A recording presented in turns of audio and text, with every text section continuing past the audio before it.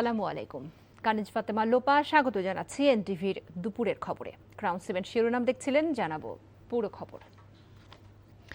ঈদের প্রধান জামাত জাতীয় ঈদগাহ মাঠে সকাল 7:30টায় অনুষ্ঠিত হবে। এতে অংশ নেবেন প্রধানমন্ত্রী তারেক রহমান, রাষ্ট্রপতি মোহাম্মদ শাহাবুদ্দিন সহ বিদেশি কূটনীতিকরা। জাতীয় ঈদগাহ মাঠ পরিদর্শন শেষে ঢাকা দক্ষিণ সিটি কর্পোরেশনের প্রশাসক আব্দুস সালাম জানান, ঈদের নামাজকে কেন্দ্র করে সব ধরনের নিরাপত্তা ব্যবস্থা নেওয়া হয়েছে। এ সময় কোরবানির বর্জ্য ব্যবস্থাপনা নিয়ে তিনি বলেন, বর্জ্য অপসারণে প্রধানমন্ত্রী 12 ঘন্টা সময় বেঁধে দিলেও ডিএসসিসি 8 ঘন্টার মধ্যে বর্জ্য অপসারণের চেষ্টা করবে। ঈদের দিন প্রায় 16,000 টন বর্জ্য অপসারণের পরিকল্পনার কথাও জানান আব্দুস সালাম। এ সময় এছাড়া তিনি ঈদের 3 দিনের মধ্যে ঢাকা শহর পরিষ্কার পরিচ্ছন্ন করা হবে জানিয়ে বর্জ্য অপসারণ নগরবাসীর সহযোগিতা কামনা করেন। প্রিয়জনের সঙ্গে ঈদ উদযাপনে নারীর টানে ঢাকা ছাড়ছেন রাজধানীবাসী। বাস, ট্রেন, লঞ্চে উপচে পড়া ভিড়, একটি শিডিউল বিপর্যয় ছাড়া স্বাভাবিকভাবেই কমলাপুর থেকে ট্রেন ছাড়ছে। সড়ক পথে যাত্রায় বাড়তি ভাড়া আদায়ের অভিযোগ করে কারো কারো। ঢাকা মহানগর পুলিশ কমিশনার মোসলেউদ্দিন আহমেদ জানান, ঈদ যাত্রা নিরাপদ ও নির্বিঘ্ন করতে টার্মিনালগুলোতে নিরাপদ ব্যবস্থা জোরদার করা হয়েছে। আর ফিটনেসবিহীন যানবাহনগুলো বন্ধ করে দেওয়া হবে বলে জানান সড়ক ও সেতুমন্ত্রী শেখ রবিউল আলম। আপেল শাহরিয়ারের রিপোর্ট। ঈদ যাত্রায় নিরাপদে ঘরে ফিরতে ট্রেন যাত্রাকেই বেছে নেন বেশিরভাগ মানুষ।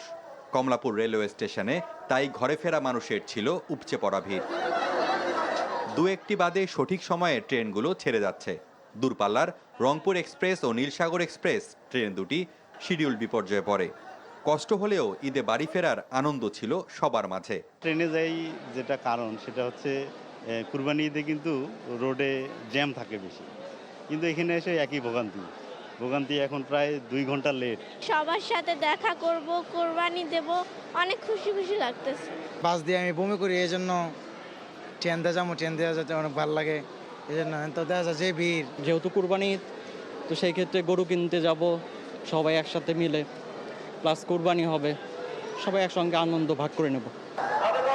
ট্রেনের ছাদে ভ্রমণ না করতে কড়াকড়ি দেখা যায়। কমলাপুর স্টেশন থেকে আজকে 67টি ট্রেন ছেড়ে যাবে। আর এই পর্যন্ত ঈদের যে যাত্রা, সেক্ষেত্রে আমি মনে করি আজ 3য় দিনে এই পর্যন্ত যাত্রীদের কোনো অভিযোগ বা কোনো ধরনের কমপ্লেন আমরা এখনো পর্যন্ত পাইনি। অন্যদিকে বাস টার্মিনালগুলোতে বাড়তি ভাড়া নেওয়ার অভিযোগ পাওয়া গেছে।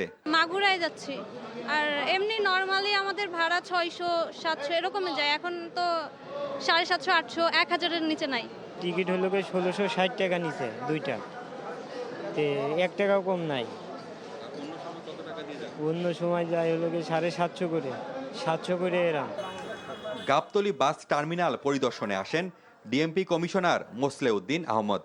সার্বিক পরিস্থিতি তদারকি করেন তিনি। অতিরিক্ত ভাড়া আদায়কারীদের বিরুদ্ধে ব্যবস্থা নেয়ার কথা জানান।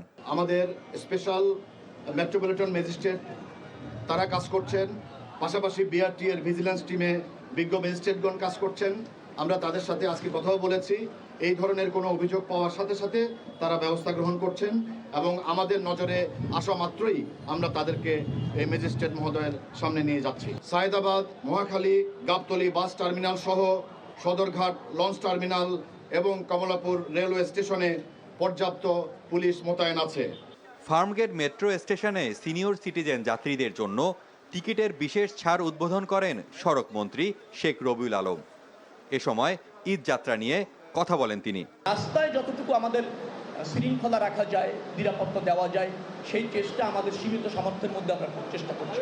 আমার অনুরোধ থাকবে যাত্রীদের এবং লঞ্চ মালিকদের এবং বিআরডব্লিউটিএ যারা কর্মকর্তারা আছেন, তারা আবহাওয়ার নিউজ জেনে তারপরে যেন ঘাট থেকে লঞ্চগুলি ছাড়ে। ঈদ যাত্রা স্বস্তিদায়ক ও দুর্ঘটনামুক্ত রাখতে সব ধরনের ব্যবস্থা নেওয়া হবে এ প্রত্যাশা ঘরে ফেরা মানুষজনের। Apple Shahriar, NTV news, Dhaka. এবারে ঈদে ঘরমুখ মানুষের যাত্রাকে নির্বিঘ্ন করতে খুলে দেওয়া হয়েছে সিরাজগঞ্জের হাটিকুমরুল ইন্টারচেঞ্জের ঢাকা রংপুরগামী ফ্লাইওভার লেন। এতে স্বস্তি ফিরেছে ঢাকা বগুড়া রংপুর, ঢাকা পাবনা ও ঢাকা রাজশাহী মহাসড়কের যাত্রীদের মাঝে। ঈদে যাত্রা স্বস্তির করতে প্রস্তুত ঢাকা চট্টগ্রাম ও ঢাকা সিলেট মহাসড়ক। বিস্তারিত দেখুন ইমরুল কায়েসের ডেস্ক রিপোর্টে। উত্তরাঞ্চলের 22 জেলার প্রবেশদ্বার সিরাজগঞ্জ। ঈদ বা যে কোনো বড় উৎসবে যমুনা সেতু থেকে বগুড়া, রাজশাহী, পাবনা মহাসড়কে যাত্রী ও যানবাহনের চাপ বৃদ্ধি পায় কয়েক গুণ। বছর দুয়েক আগেও এ পথের যাত্রীদের চরম দুর্ভোগ পোহাতে হয়েছে। উত্তরাঞ্চলের যাত্রীদের এবারের ঈদ যাত্রাকে আরও নির্বিঘ্ন করতে খুলে দেওয়া হয়েছে হাটিকুমরুল ইন্টারচেঞ্জের ঢাকা বগুড়া রংপুরগামী ফ্লাইওভার লেন। এতে স্বস্তি ফিরবে এ পথের যাত্রীদের। তোমরা দেখে আসছি জাম নাই কোনো জায়গায়, ঘন্টায় সে বললাম 2.5 ঘন্টায়, বগুড়া যাবো 3 ঘন্টার ভিতরে। 4 লেন হওয়ার কারণে যানজট নাই, এর জন্য আমরা গাজীপুর থেকে 2 ঘন্টার মধ্যে আসতে পারছি, ভালোভাবে রাস্তা দিয়ে আসতে পারছি, কোনো সমস্যা হয়নি। যাওয়া আসার সময় জাম পাই না, আসার সময় জাম পাই না। ঢাকা টাঙ্গাইল যমুনা সেতু মহাসড়কের বেশ কয়েকটি স্থানে যানবাহনের চাপ লক্ষ্য করা গেলেও অনেকটাই স্বাভাবিক রয়েছে ঢাকা ময়মনসিংহ মহাসড়কও। ঈদুল আজহাকে কেন্দ্র করে আমাদের মোটামুটি প্রস্তুতি আছে। আমরা আশা করি যে কোনো ধরনের জ্যাম বা যানজট হবে না। স্বাভাবিক রয়েছে ঢাকা বরিশাল মহাসড়ক। ঢাকা চট্টগ্রাম মহাসড়কের কুমিল্লা অংশে যানবাহনের দীর্ঘ সারি লক্ষ্য করা গেছে। ধীর গতিতে চলছে বাস, মিনিবাস, ট্রাক সহ বিভিন্ন যানবাহন। চাপ নেই ঢাকা সিলেট মহাসড়কে। ঈদে ঘরমুখ মানুষের যাত্রা স্বাভাবিক রাখতে প্রস্তুত রাজবাড়ীর দৌলতদিয়া পাটুরিয়া ফেরিঘাট। Imrul Kayes, NTV news desk.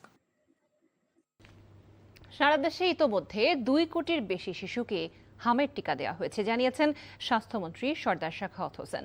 সকালে কুমিল্লা জেনারেল হাসপাতাল ও মেডিকেল কলেজ পরিদর্শন শেষে তিনি এ কথা বলেন।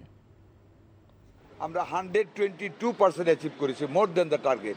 2 কোটির উপরে বাচ্চাকে আমরা ভ্যাকসিন দিয়েছি। তারপরেও কিন্তু আমরা বসে থাকি নাই। সারা বাংলাদেশ ব্যাপী আমাদের মেডিকেল সেন্টারগুলিতে বলেছি it is campaign is over, but এটা ডেইলি চলবে। ইউপিআই কার্যক্রমের সাথে ডাইকা যারা বাচ্চারা টিকা পায় না ডাইকা দিতে হবে। মার্কেন্টাইল ব্যাংক অর্থনীতির খবর।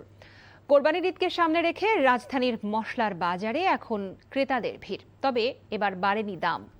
রোজার ঈদের তুলনায় মশলার দাম কিছুটা কমেছে বলে জানান বিক্রেতারা। তবে ক্রেতারা বলছেন দাম না বাড়লেও নিম্ন আয়ের মানুষের ক্রয় ক্ষমতার বাইরেই রয়ে গেছে এসব পণ্য।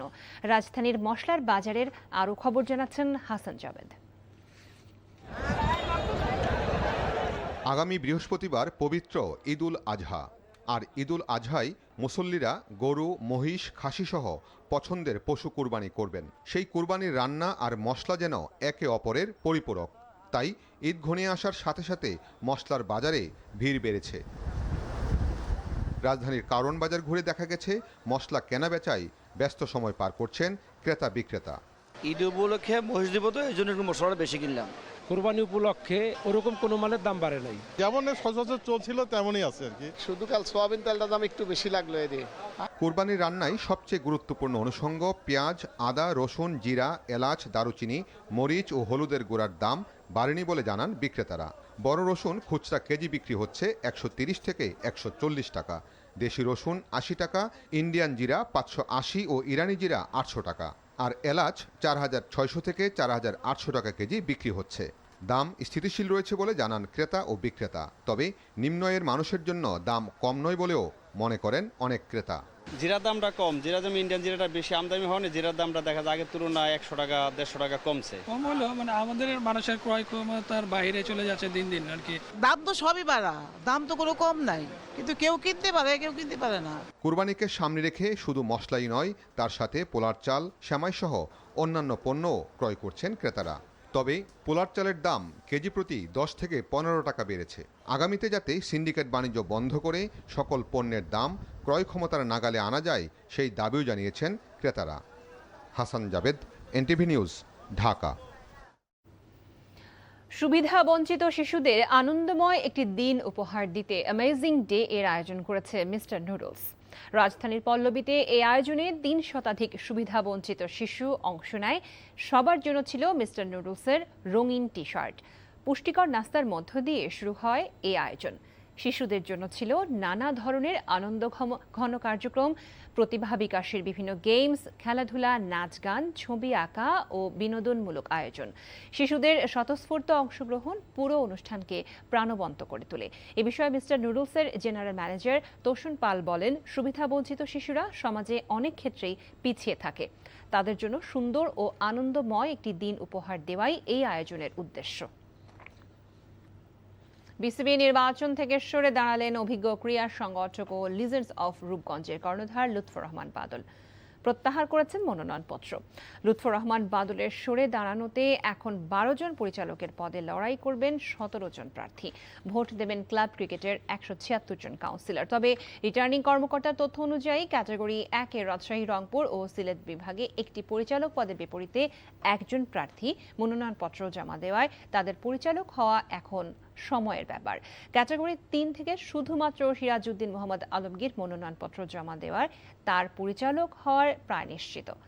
আগামী 7 জুন অনুষ্ঠিত হবে বিসিবি নির্বাচন।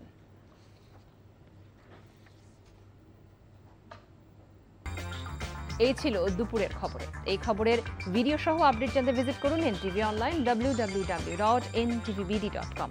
এছাড়াও এনটিভির জনপ্রিয় সব অনুষ্ঠান ও খবরের আপডেট জানতে ভিজিট করুন আমাদের ইউটিউব ও ভেরিফাইড ফেসবুক পেজ। 5টায় দেশের খবর দেখার আমন্ত্রণ রইল। সবাইকে ধন্যবাদ।